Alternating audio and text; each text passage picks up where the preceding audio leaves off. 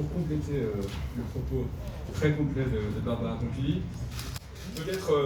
d'abord redire qu'effectivement les crises successives, y compris la grève de décembre, a permis, ça a demandé, mais ça a été une conséquence heureuse, de voir de plus en plus de cyclistes à Paris, dans la métropole, profiter des pistes que tu as citées,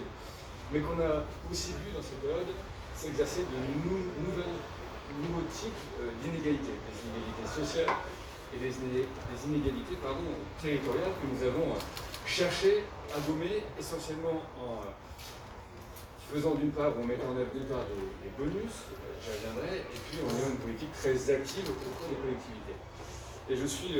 heureux de pouvoir confirmer ce qui avait été annoncé à l'époque par Elisabeth Borne, la mise en place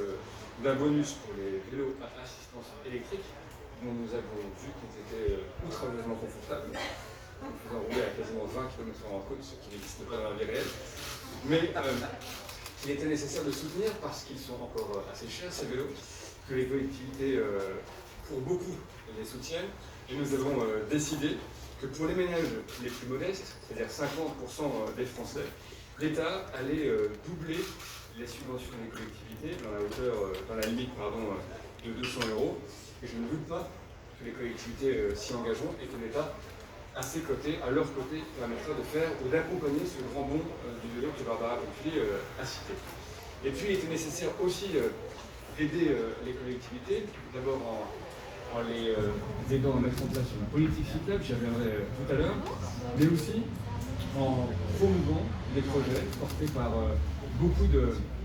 d'associations, beaucoup de collectifs. Et je suis heureux de vous dire aujourd'hui, alors que nous devions remettre